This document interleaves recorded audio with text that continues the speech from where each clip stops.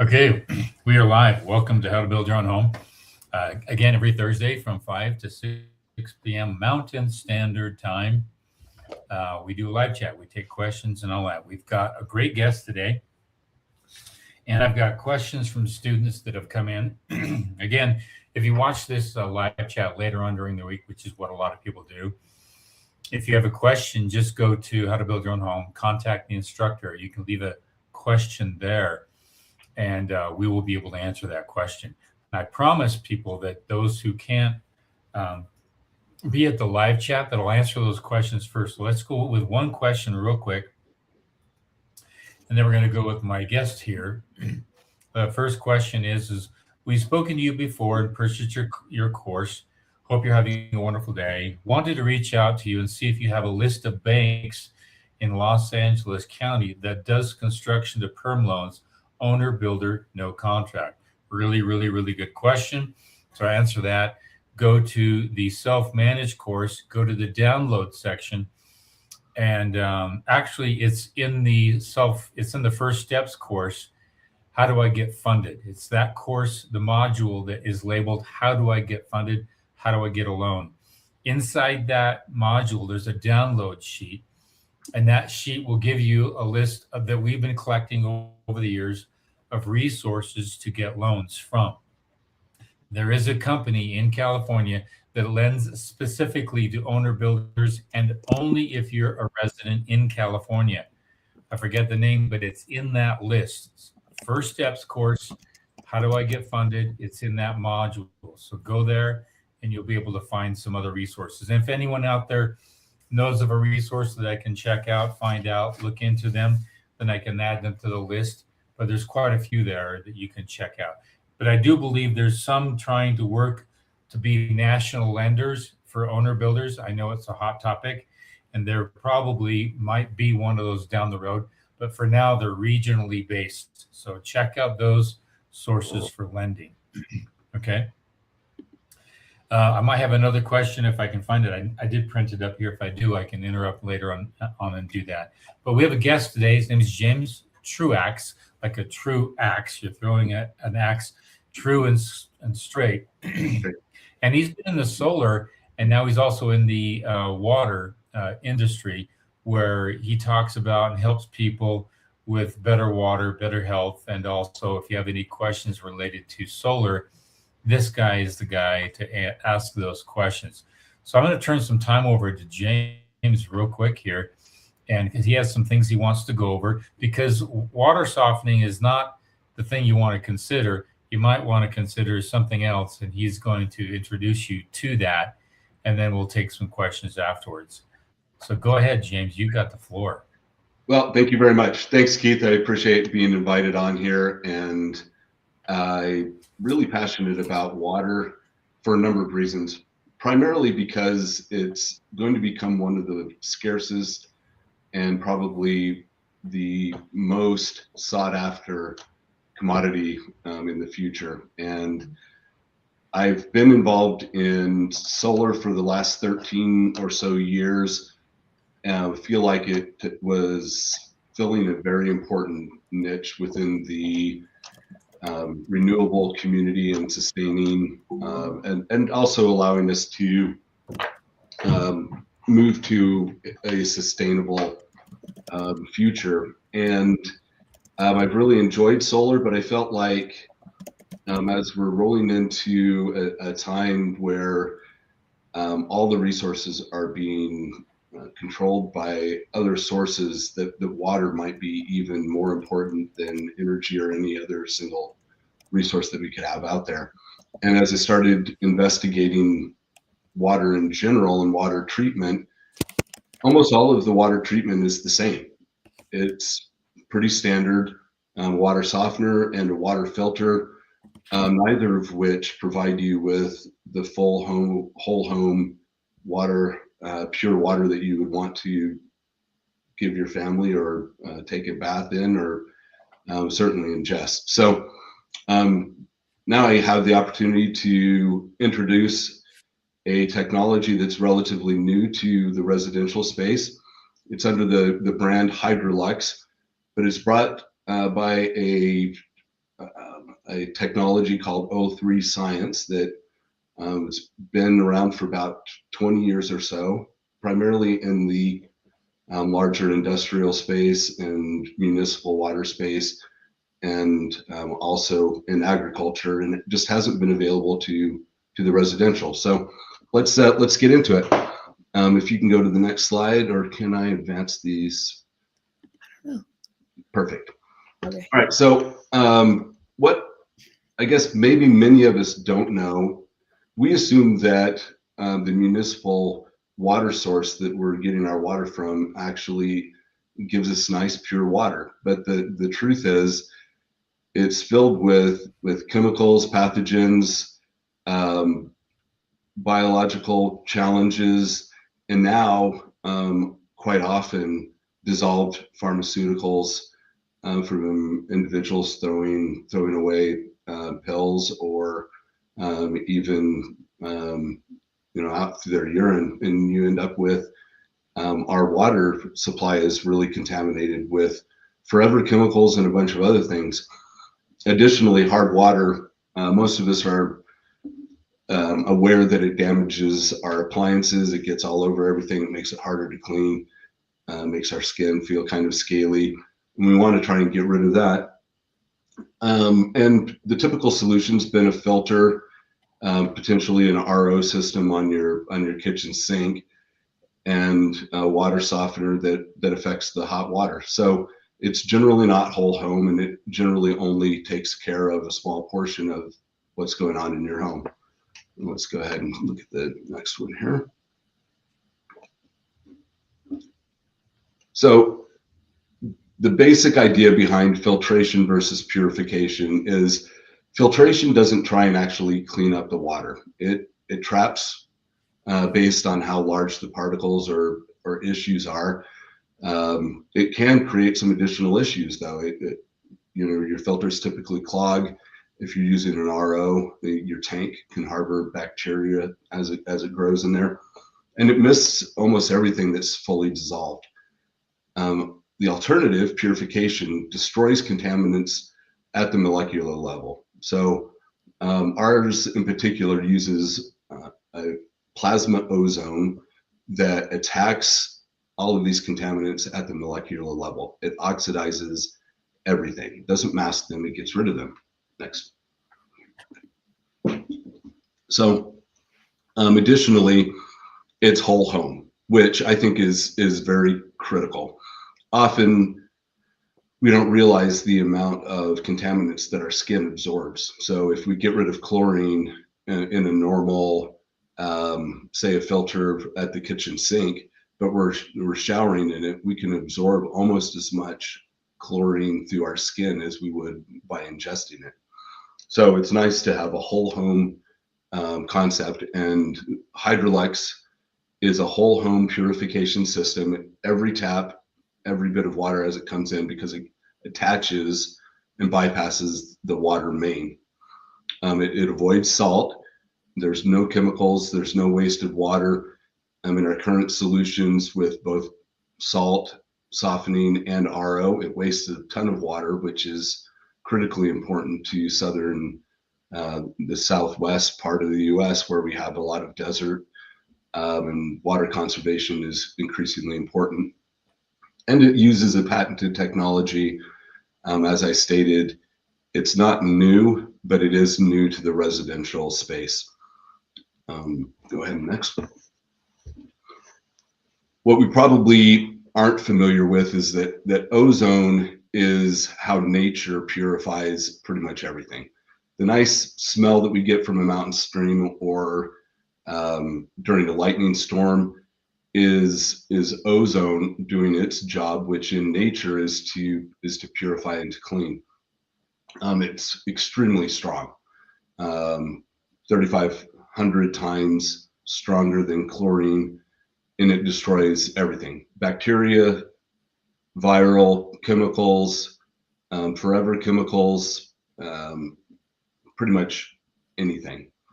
And it's safe. It's a different version of oxygen Pure oxygen that we breathe is O2. So it's a little bit of a different chemical makeup, but it breaks down into pure oxygen that we need anyway, and it leaves no chemical residue in the water. Next. So how our system works is we have a very strong patented cell that creates plasma ozone and is injected into pressurized water. Now, where this is important and totally different than any other system that's out there is there are some implementations of ozone, but it's generally superficial, meaning it creates ozone gas. It's applied to the surface of water or to a different surface, or maybe even in your air. And it doesn't purify everything because it's generally superficial. And there are also some potential challenges with that much gas as it kind of goes off into the atmosphere if you're breathing it.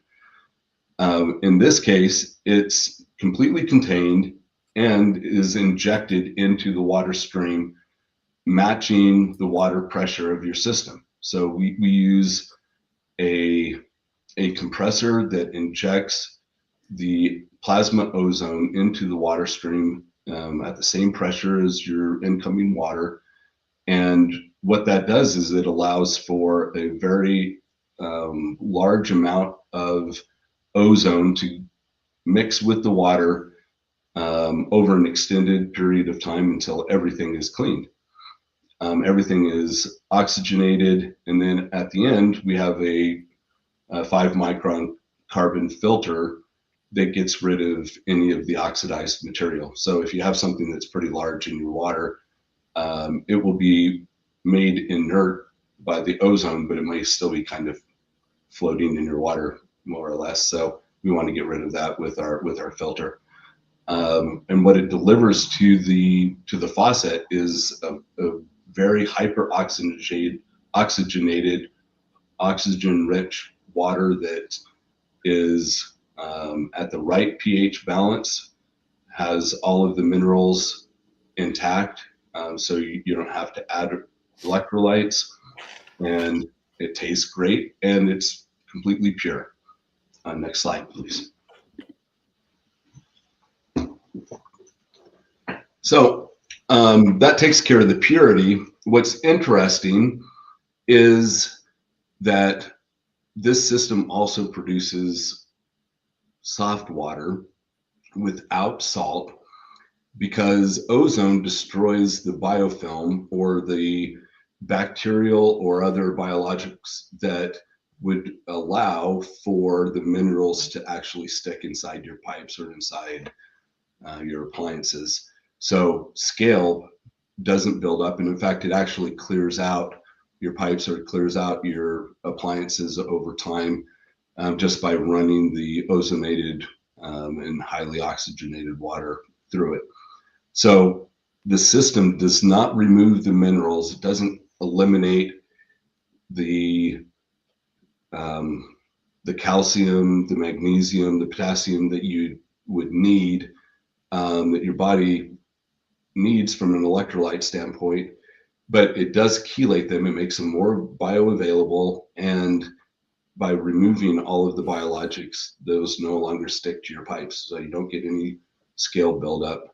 It's easy to clean, etc. So you get the experience, you feel soft water, but you don't have any of the added salt or the other challenges of current water softeners. Next. So similar to other softening technologies, you get better lather with less soap, ultimately resulting in softer skin, healthier hair, the spot-free dishes that everybody wants. The purification gets rid of the chlorine, smell, or taste, and you have a really high concentration of nano oxygen in your water. So when it comes out, it's actually cloudy and over time becomes white, but the clouds are suspended oxygen in your water, and it's very good for your body from a health standpoint because it's active. It's intended to be more what nature would create from a water going in a stream or more of a natural source. Next, please. So I don't know how easy it is to see this, and we can provide this to individuals that are interested in getting a little bit more down into the Hydrolux system and what's currently available. But I think we've talked about most of these. What we haven't talked about is potentially the whys behind water waste and what's currently available. Reverse osmosis, by the way the technology works, there's a lot of wastewater created as it forces the water through smaller and smaller filtration. Inefficient systems could waste up to 5 gallons to produce 1 gallon. On average, it's about 3. So there's a lot of wastewater produced as you're creating drinkable RO. And with soft water, there's a certain amount of waste as well as it cleans out the brine. And that salty waste product is also very toxic and not particularly good for the water system. Additionally, we talked about the pH of Hydrolux water because it leaves the minerals in there, and because of the oxygenation. What we didn't talk about is that reverse osmosis is generally very acidic. And I don't know, at my age, I notice if I go and pick up a water bottle from Walmart, and just the purified water bottle that they sell at the store, if I drink very much of that, I actually get heartburn. I will get the same from a reverse osmosis system because that water is actually at an acidic pH. So this gives a nice side by side on why ozone technology and purification is really a significantly better option than what's available right now. And additionally, I did put down at the bottom, one Hydrolux system treats the whole home, and it replaces any of the multiple devices that you would typically have, both your water softener and reverse osmosis, as well as any additional filtration. So the one single system replaces everything and covers the whole home. Next, please. A couple of added benefits, I think, from an ongoing sustainability and cost standpoint. Hydrolux has a limited lifetime warranty. The machine itself lasts for a lifetime, is intended to last for a lifetime. There are a couple of consumables, relatively inexpensive. One is the cell that produces the plasma ozone. Depending on the use in your home, it could last 3-5 years, somewhere in that, maybe 10. And the carbon filter at the end would need to be replaced annually or every couple of years. But other than that, it's stainless steel, no plastics, intended also to not have any microplastics or any problems with seeping other things into your water supply. So it's all stainless steel, intended to last for your entire home life, and no salt, no filters to replace, very minimal maintenance as we just described, and additionally you get all of the benefits of extending the lifespan of your appliances, reducing energy, reducing the amount of soap that you would need, as well as no toxic discharge from the salt systems or from the RO. So good for the environment, good for the water systems overall, and intended to lower costs and the pain of getting a bunch of salt bags and all of that good stuff. Next slide, please. We talked about this just briefly. This technology has been available over 15 years in agriculture, in commercial and municipal water plants, and industrial slaughterhouses, farming, etc. NASA uses it. A number of municipalities use it on large scale. It has been pretty expensive and pretty, takes up a lot of space. But one of the things that is different about what Hydrolux has been able to do through their patented implementation is actually reduce that in scale and in cost so that it can be taken to the residential home space. Next, please. So just kind of in summary, Hydrolux purifies instead of filters. It prevents the scaling by actually taking care of what causes the buildup without killing off or removing the minerals. It improves health. The healthiness of the water is improved overall, and one system replaces a variety of water treatment products that are out there right now. So it's intended to be a complete replacement for how you look and treat water currently. Next slide. So this kind of will give you an idea of the scale of the system. So try and ignore that model over there, but it's about the size of a mini fridge, maybe a little bit wider, but not much. And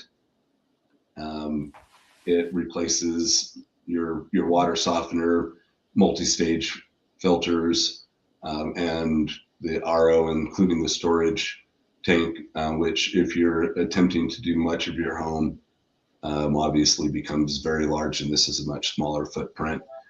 And very simple to install. It attaches to the main coming into your home. You can kind of make it out on the as you're looking at it, the left-hand side.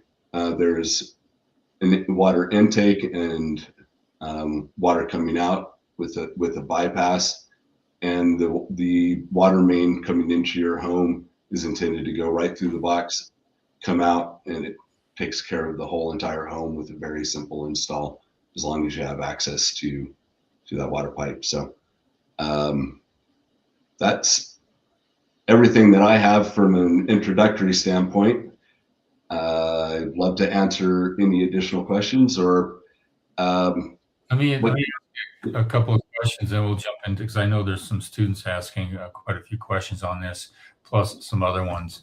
Yeah. It's not a filter, but does it take out some lead and arsenic and stuff like that? How do you deal with those products? It absolutely does. So it will actually neutralize heavy metals. So it oxidizes everything. So if the water coming in has microplastics, heavy metals, lead, any viral or biological or any even completely diluted and completely dissolved contaminants in the water, it will clean and oxidize everything. Now, the reason that we do the filter on the back end is if you have a decent sized piece of something coming in, it will be oxidized, rendered inert, but it could still leave a particle that is large enough that you would want to filter that out on the back end. It also ensures that any residual ozone is converted to O2, converted to oxygen through that filter. So it serves both purposes. But the ozonation process itself should render inert any of that other material, including, for southern Utah, what's really important is arsenic. Our natural water supply has a great deal of arsenic. And if you go and look at St. George, for instance, is almost exceeding the allowable legal limit. So about 2,400 times more than what's recommended. So a great deal of arsenic in our water, and that's throughout Utah. And it will break that down into an inert substance that doesn't harm us. Okay, what I understand about this whole process is I've raised koi, and I have like over 100 koi, and some are like that, and some are even bigger than that, in a tank that's about 2,400 gallons of tank. So I've got 100 fish in there, all right, doing their thing, eating and pooping and eating and pooping. And because of the bead filter I have, it's strictly oxygenation over the beads, which helps break down the nitrification process of that bacteria. And so what this is doing, if I'm correct, is doing that on a high level, because ozone has a really powerful effect. It's like pure oxygen, if I'm correct. And Correct. it's just super attacking that molecule or that impurity. And then you've heard of the phrase oxidation. And oxidation is the decay, natural decay of biology and other things. And oxidization happens on your car. It happens on just about everything. That oxygen has that superpower to just break down just about anything, if I'm correct. Correct. Yes.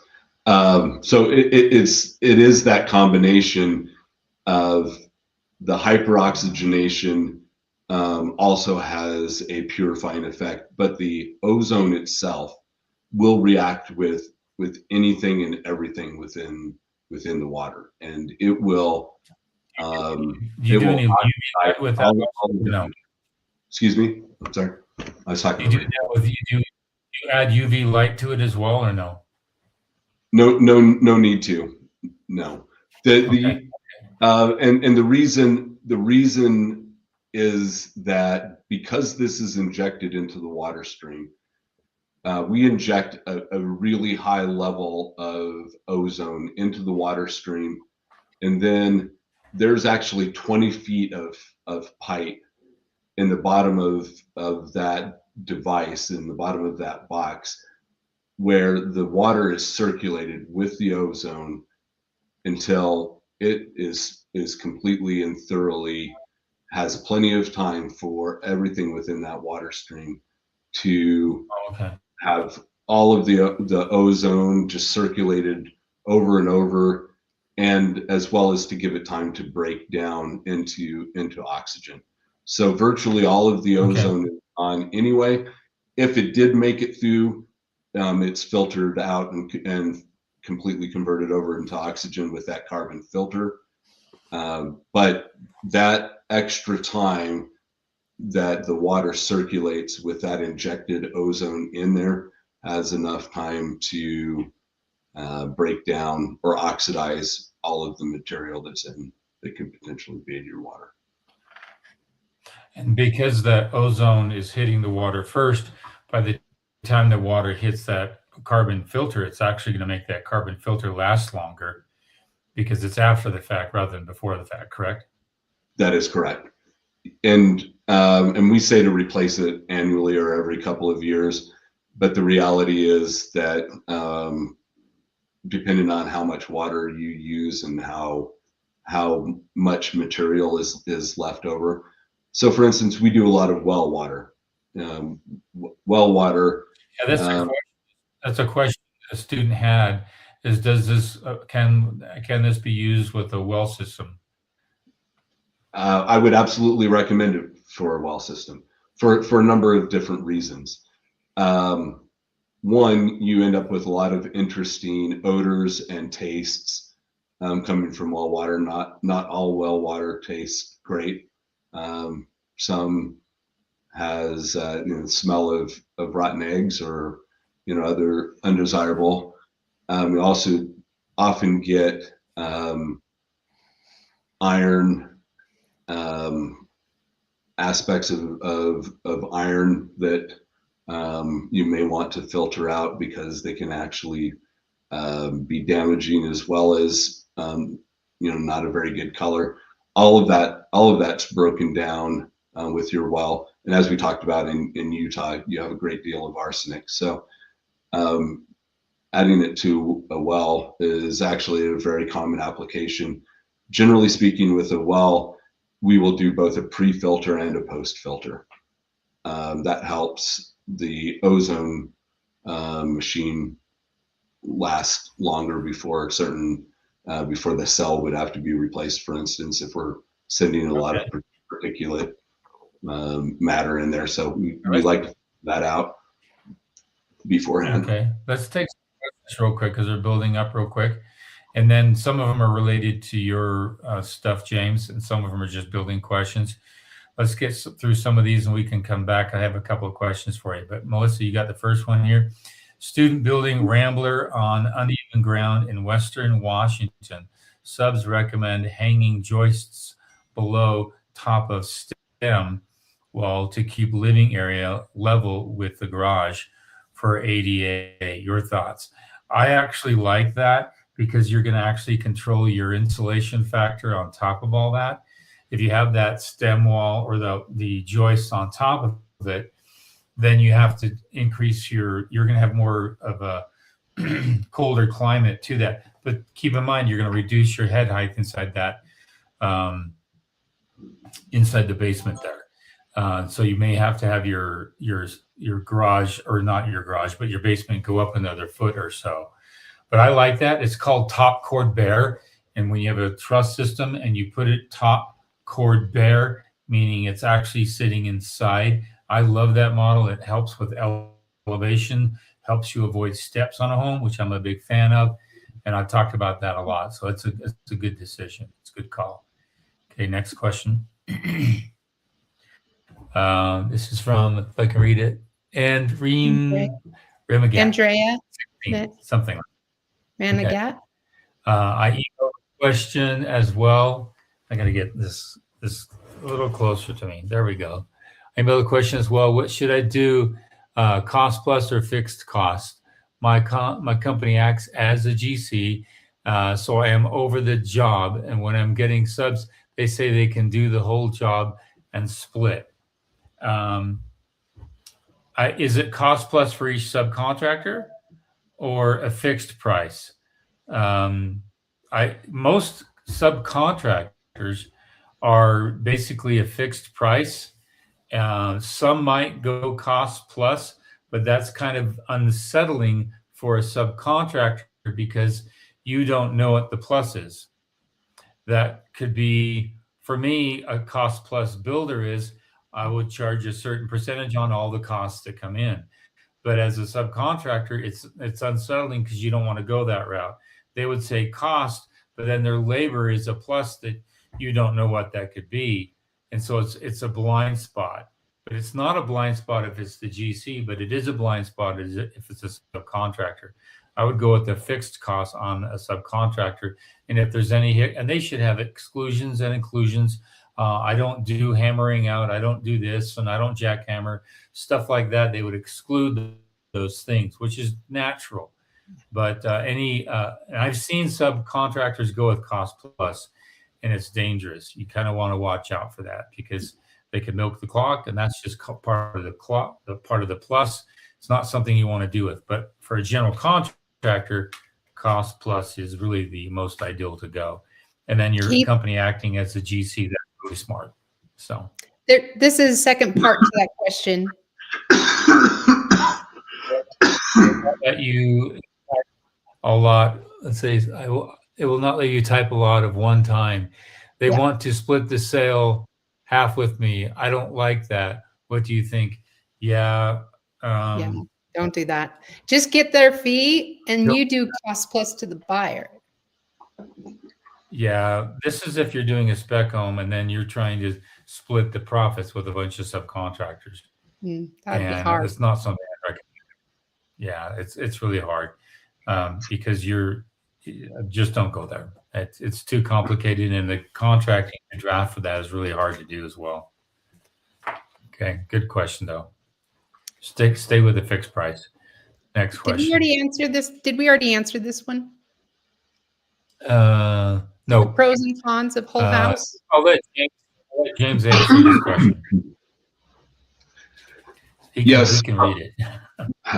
Whole house filtration is a much better option than the standard separation, and certainly versus under the counter. Here are the challenges with I guess each option, and also versus what we were just talking about with purification. Filtration rarely, other than reverse osmosis, will get rid of dissolved contaminants. If they're fully dissolved, filtration will struggle unless it's all the way down to the RO level. And if it uses reverse osmosis, then you have two challenges. When you're talking about whole home, you're now talking about a huge amount of water waste, because now you're doing, say, a 90-gallon tank instead of a 5-gallon tank, or a 3-gallon tank under your counter. You're using a very large amount. I also am not a big fan, because post shower or large amount of water use, it takes a very significant amount of time to refill that reverse osmosis tank. And if you ever go on vacation, the tank is building bacteria. So you've removed the chlorine that would protect your municipal water from growing bacteria. You're storing it in a tank. You go on vacation for 2 weeks, and that tank is brewing bacterial nasties while you're gone. So I'm not a big fan of whole home reverse osmosis. It's very expensive, both when you install it and ongoing use. And for the reasons that I just described, it wastes a lot of water. So if you were going to go with RO, I would definitely recommend under the counter. However, I think water purification is a vastly superior option for any type of whole home filtration. And what I've noticed All right, too thanks. is that appliances last longer and everything like that. Here's another one. What's a cost for like a 3,500 square foot 4-bedroom? Are we talking about? I think that's on your side. No, she's been asking questions about the water shop. There's a couple people asking, like, what is the cost of a system for? What's the general cost? So it certainly would depend on water usage, but almost all homes are going to fit within our standard footprint. The system retails for $14,995. There are a number of incentives right now. We've teamed up with a group that does buyback of your current system. It's a group that's interested in conserving water. So water conservation will buy back your current system, and there's some additional incentives they could knock off some additional. It's certainly not the least expensive option out there, but it's by far the most effective, and it's a similar price point to all of the whole home options. Okay. Whole home options are unfortunately pricey. So also, like, does it affect the water pressure? Not at all. It's designed to work on a 3/4 inch pipe, or 1 inch pipe, or even a 2 inch pipe. So our standard box comes with 1 inch piping and does not affect water pressure at all. It does not increase water pressure though either. So the second part of that, where it asks if it maintains what is coming in, yes, it does not change water pressure at all. We adjust the compressor to match the amount of pressure that the home already has. And then another one she asked, can you get the filtration system in North Carolina? She's on a well and a septic. Yes, we actually have a team in North Carolina. We can absolutely help. Okay. I'm just checking. As a side note, in certain areas, it's actually illegal or against city allowances to put a water softener on a septic system.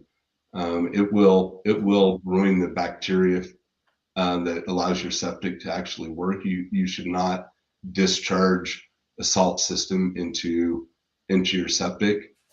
And a lot of places that have that require you to actually mitigate the what you would dump from your RO or from your salt system before it goes out.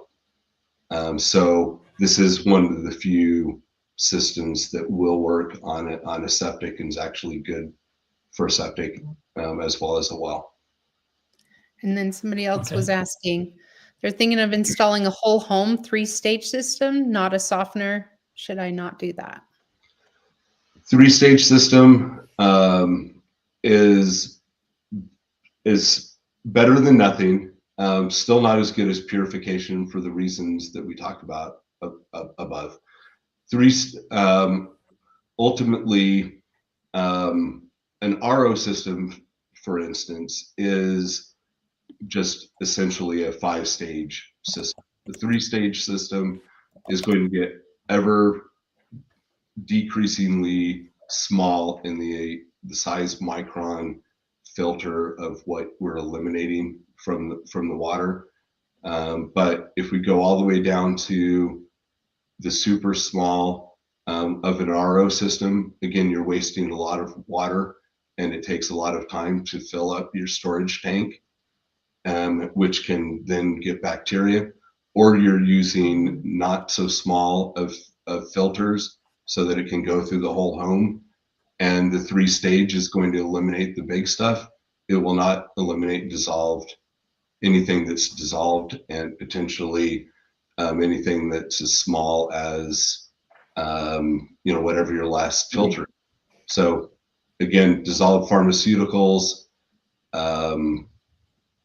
small viruses, that type of thing are going to get through a 3-stage filter, and they would not with a purification system. Okay, next one. Yeah, Andrea, she said she had another question. You answered hers at the first, but she had another one, but I'm not sure if she put it in the chat. So it was in the email. I didn't, let me see You here. didn't print it off. Yeah, I don't know where. Yeah, I looked for that one. I couldn't. Okay, I'm couldn't hoping find she'll chat back in there. Okay. And the filtration system can be put in at any time. It doesn't have to be put in right at the beginning with plumbing and building. The filtration or purification. If you're talking about the Hydrolux system, anytime that we can get to the water main, it can be installed. It's a very simple install. Okay. From a plumbing standpoint, all it is a bypass of the water main, run it through the box and back into the water main. So very simple install. Obviously, you have everything available when you're building, so you can maybe hide the box or place it somewhere. You would have more options there, but it's generally a very easy install and it's relatively small footprint. And it probably Okay, fits I in found where that they could put a softener in. Yes. Okay. Okay, I Yes. found that question from Andrea. Did you find I it? hope all this. Yeah, I found it here. These are Okay. questions the insurance company is asking me. I am in the process of obtaining my general liability insurance and workman comp insurance before I start this project. Estimated subcontractor costs. That's the number one question that a lot of insurance companies will ask, meaning how much of the work is going to be subcontracted out? Is it 80%, 90%, 75%. So that's an estimated subcontractor cost. So if your budget is 450,000, it could be 365,000 that you're estimating what those subcontractors are going to do for the home. That's going to be factored into your insurance. And then also, I have a qualifier for my company, but I am the owner superintendent on the job site. When it is time to request the inspection, does the actual person who is my qualifier have to be on site? No. If you're pulling the permit, you can pull the permit as an owner builder. But if you're getting the loan through a bank, that's a different story. The bank will actually ask that the qualifier either be on site or you be on site. But those are two different entities, banking and local permitting office. You are the one going to be managing all the permitting if you are the owner builder or even the GC.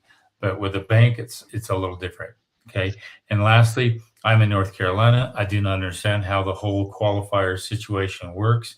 Can you explain it in layman terms? When I call the board, which I have several times, they are not nice and not trying to explain it on my level.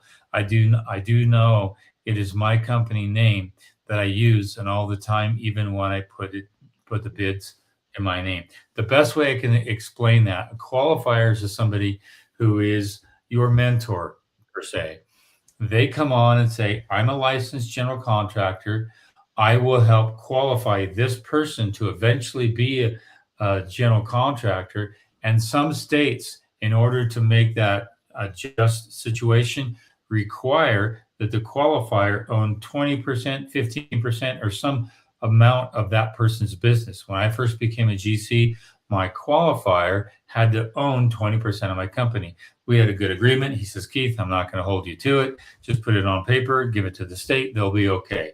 After I got all my other qualifying factors done, years of experience, W-2s, my liability and testing and all that done, I eventually released him. He signed a quick release of any ownership of my company, and that was on my own. So they are qualifiers, meaning they're helping you become a fully qualified general contractor. So I hope that answers your question for you. So that was from Andrea. I'm glad. Thank you, honey, for reminding me. I did find her email and I answered her questions for you. Let's go to the next one here. That's all we have right now.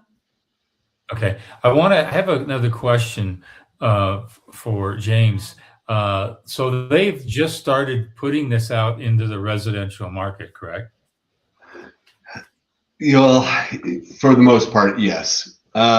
So they have for maybe the last 2 years been getting it out into residences, but really it's been individuals in the agricultural space that have seen the results and have requested it for their homes. So it hasn't really been created for the residential marketplace until late last year and has not been marketed until the beginning of this year. So it is just now getting out in the space, but they do have a certain number of units that have, I would say, friends or family or other individuals that they've done work for that have retrofitted it for home.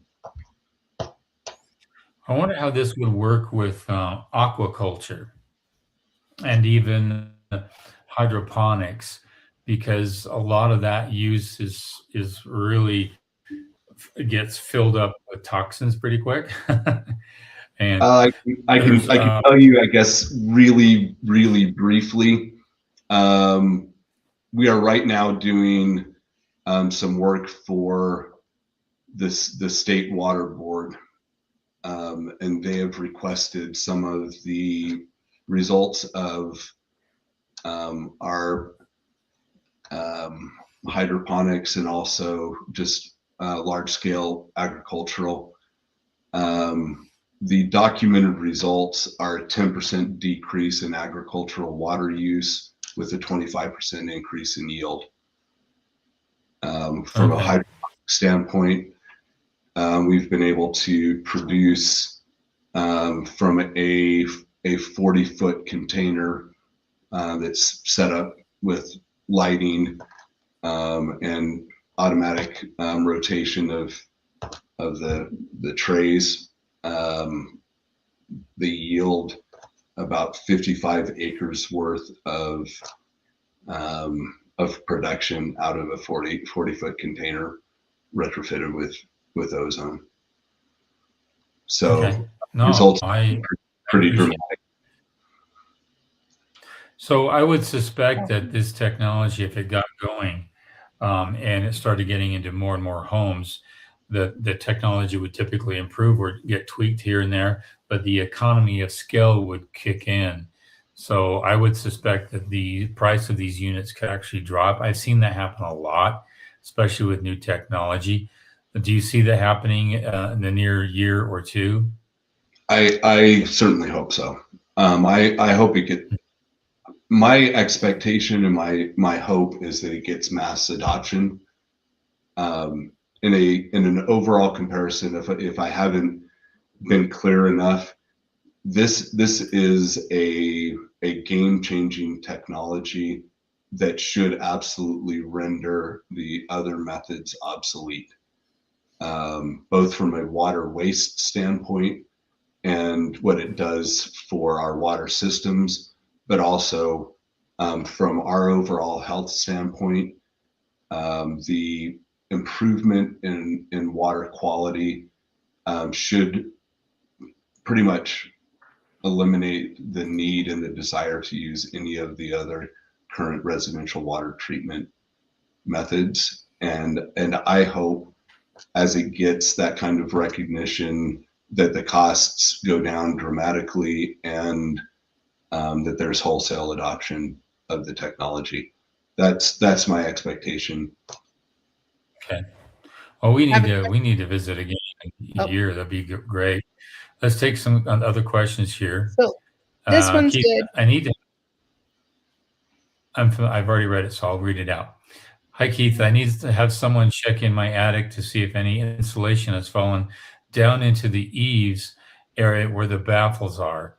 Who would I call to do this? Not HVAC. I called, not a roofer. You can call a home inspection person to see if they'll do that. But I doubt that if any insulation has fallen back in there, unless for some reason your attic is not getting any ventilation. So if you feel like your attic is not getting any ventilation, then it's possible. But that would have to be on all of the baffles. Even if one one or two baffles are working, that should be sufficient ventilation up into the attic. But they would need a camera because that baffle is almost 4 feet long. And so you'd have to get a camera down there just to look all the way down the baffle just to see if there's nothing stuck in there. But a home inspector could be able to do that for you. Mhm. Somebody with a camera. Yeah, Okay. they have a FLIR camera that can see where the spots are. Here's one more for James. There you go. I'll let James read that one. James, you mentioned commercial and industrial use. Is it possible to use this system on an entire town water system that is having problems with contamination and going through EPA mandated chlorination?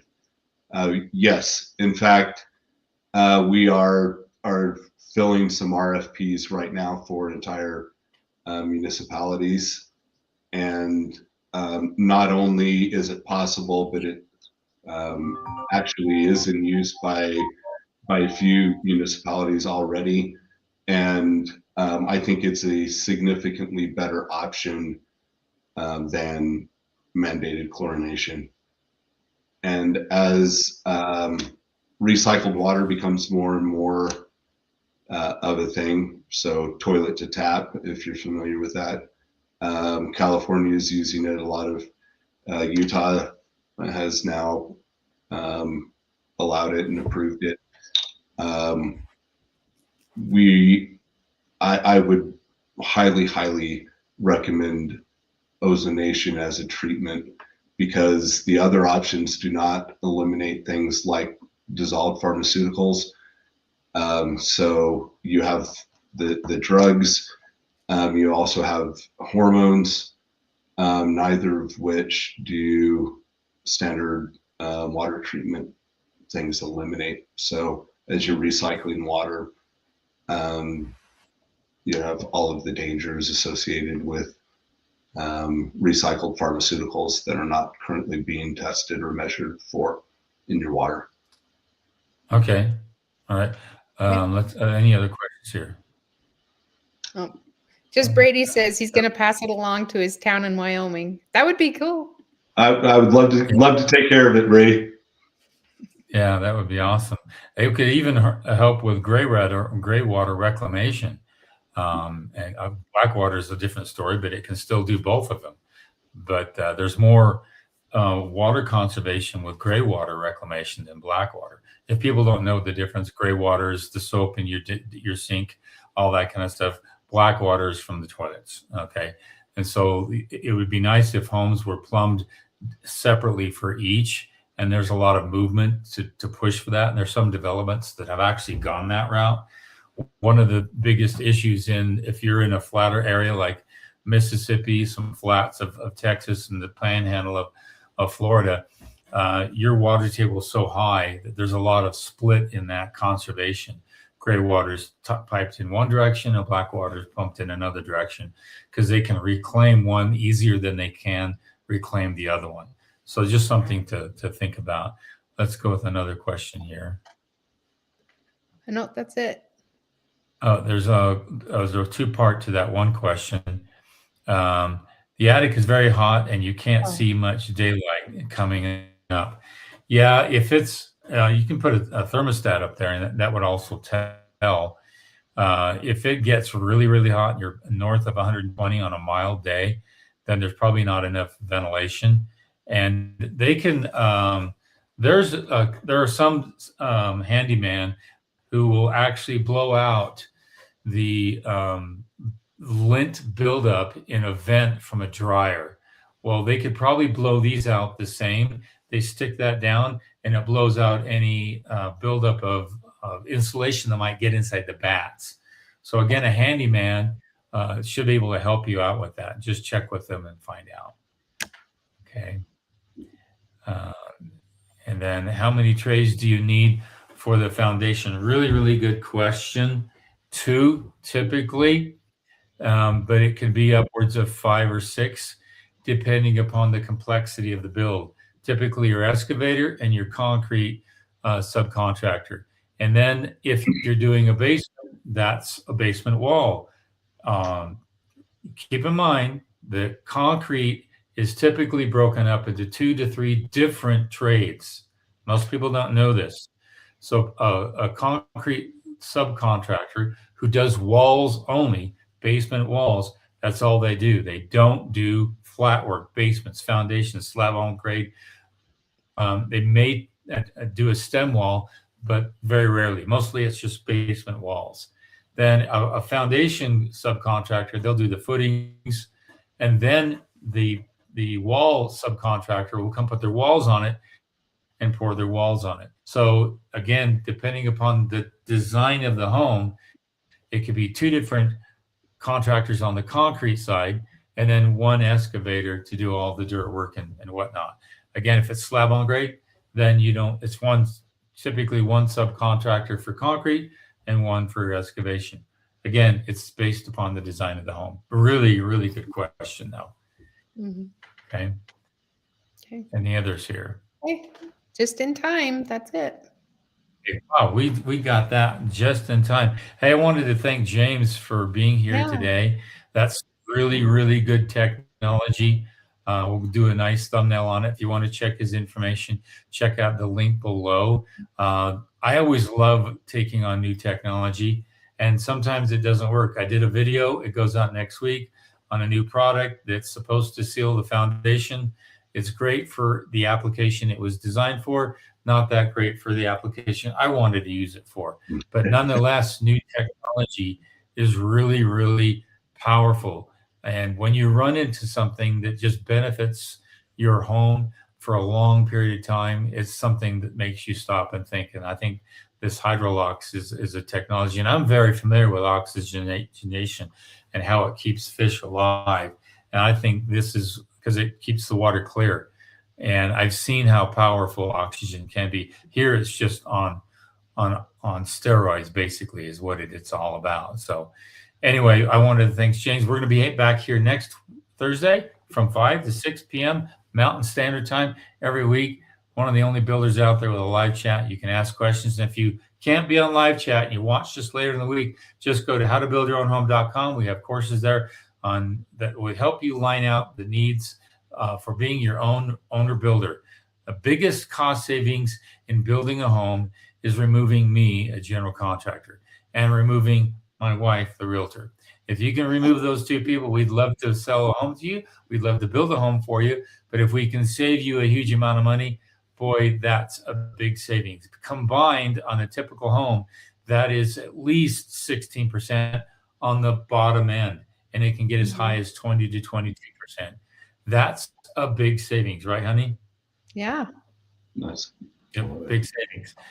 Again, we'd like to sell a home to you, or we'd like to build one for you, but we're also here to try to help as many people as we can.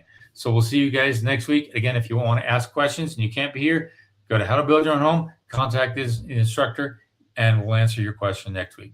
See you next time. Thanks, Melissa. Appreciate you having me on. You're welcome.